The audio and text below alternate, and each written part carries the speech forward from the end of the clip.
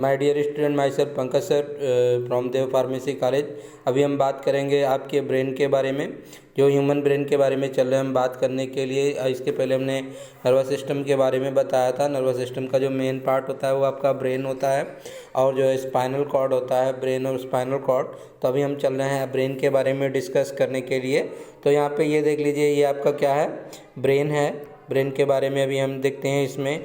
तो यहाँ देखिए क्या लिखा है, मनुष्य का दिमाग एक स्कल और क्रेनियम के भीतर सुरक्षित रहता है। तो देख लीजिए, जो मनुष्य का ब्रेन होता है वो कहाँ पे सुरक्षित रहता है, क्रेनियम के अंदर वो सुरक्षित रहता है मनुष्य का ब्रेन जो है। उसके बाद आप देख लीजिए, दिमाग के ऊपर 3 प्रकार की परत पाई जाती है। किस प्रकार की परत पाई जाती है? 3 प्रकार की ये परत पाई जाती है दिमाग के ऊपर। और इन परत को, पहली परत को बोलते हैं ड्यूरामेटर, फिर उसके बाद को मिलते हैं एरेक्नॉइड बोलते हैं, देखिए। और फिर ये क्या है आपका पायामेटर। ये 3 प्रकार की परत होती है। और ये जो सबसे बाहरी परत होती है, जो सबसे बाहरी परत होती है, ये वाइट कलर की होती है और फाइब्रस होती है। कैसी होती है? ये वाइट कलर की होती है और फाइब्रस होती है। और जो एरेक्नाइड होती है, ये जो आपका एरेक्नॉइड वाला भाग है, ये आपका होता है, जो एरेक्नाइड है ये आपका बीच का परत होता है। और पायामेटर क्या होता है? सबसे भीतरी परत होती है। पायामेटर क्या होती है? सबसे भीतरी परत होती है ये आपकी। इसके बाद जो पायामेटर है वो आपके क्या होती है, दिमाग के सबसे ज़्यादा संपर्क में रहती है। तो ये देखिए, पायामीटर ही दिमाग के सीधे संपर्क में रहती है, और इससे क्या होता है, बहुत बारीक ब्लड वेसल्स का जाल बिछा रहता है इस पायामीटर में, जो आपका बारीक जाल बिछा रहता है। और फिर इन परतों के बीच में एक सेरिब्रो स्पाइनल फ्लूइड, कौन सा फ्लूइड होता है? सेरिब्रो स्पाइनल फ्लूइड भरा रहता है, जिसे, और जो सीएसएफ होता है, इसे क्या बोलते हैं? सीएसएफ बोलते हैं। सीएसएफ किस काम के लिए जिम्मेदार होता है? जैसे ये आपका न्यूट्रिशन हो गया, रेस्पिरेशन हो गया, एक्सक्रीशन इत्यादि के कार्यों के लिए ये आपका जिम्मेदार होता है। फिर आगे देखें पार्ट्स ऑफ ब्रेन। ब्रेन के कौन कौन से पार्ट्स हैं?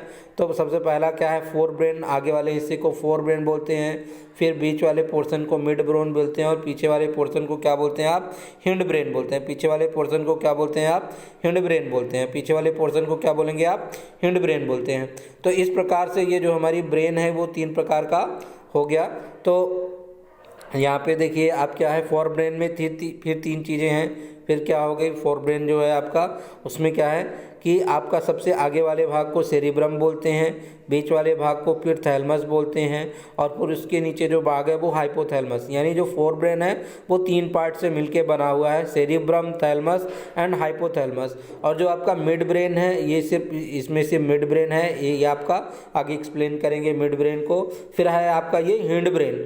हिंड ब्रेन में आपका पोन्स है, मेडुला ऑब्लांगाटा है और सेरिबेलम है। तो इस प्रकार से ये आप जान लीजिए कि यहाँ पे हम इसकी स्टडी करते हैं। तो जो हमारा ब्रेन है, ब्रेन में हमारे जो है 3 पार्ट्स हैं। 3 पार्ट्स में आपके जो है कि जो फोर ब्रेन, मिड ब्रेन और हिंड ब्रेन। फोर ब्रेन में भी 3 पार्ट्स हैं आपके, सेरिब्रम हो गया, थैलमस हो गया और हाइपोथैलमस हो गया। फिर मिड ब्रेन आ गया, मिड ब्रेन के बाद हिंड ब्रेन। हिंड ब्रेन में आपका पोन्स हो गया, मेडुला ऑब्लांगाटा हो गया और सेरिबेलम हो गया।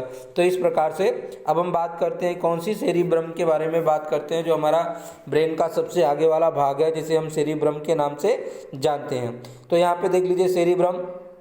तो सेरिब्रम क्या होता है? सबसे बड़ा भाग होता है। सेरिब्रम क्या होता है आपका? सबसे बड़ा भाग होता है।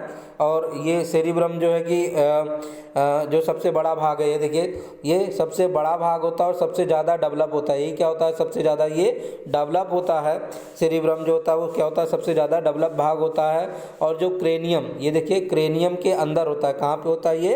क्रेनियम के अंदर होता है। कहाँ पे होता है ये? क्रेनियम के अंदर भाग होता है।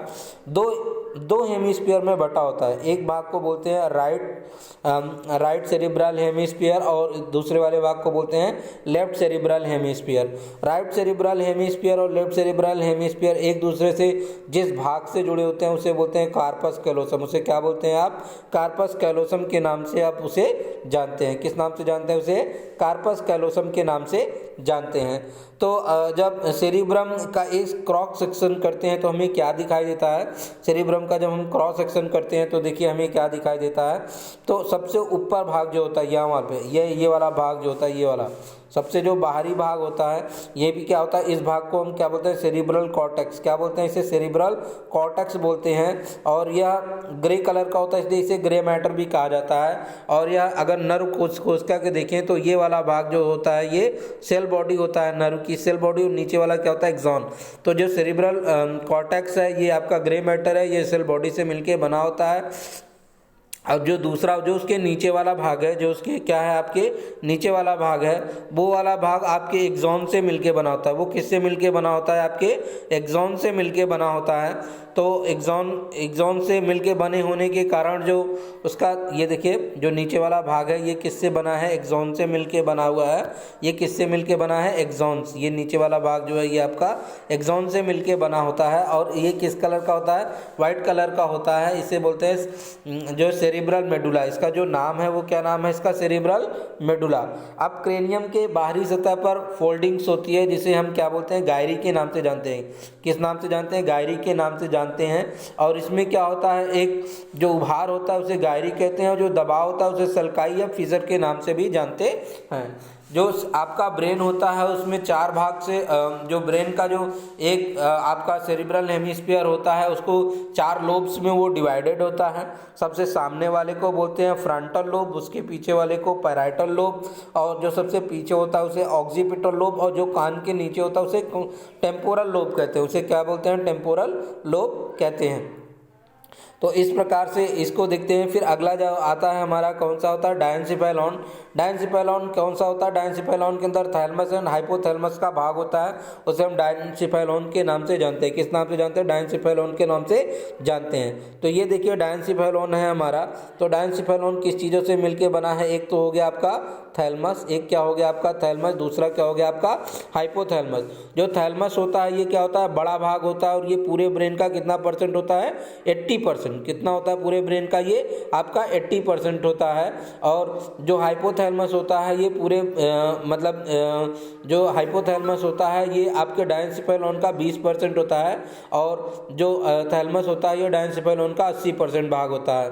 फिर ये क्या होता है, ये निम्न प्रमुख कार्यों को जो कंट्रोल करता है, वो कौन से कार्य हैं, यहाँ पे इनके कार्य को देखिए हम वर्णन किए गए हैं। तो सबसे पहले देखिए क्या है, पहला क्या है, थर्मो रेगुलेशन। पहला क्या है इसका, थर्मो रेगुलेशन, यानी ये टेम्परेचर को कंट्रोल करता है। कि किसको कंट्रोल करता है, टेम्परेचर को ये कंट्रोल करता है। पहला ये किसको कंट्रोल करता है, टेम्परेचर को।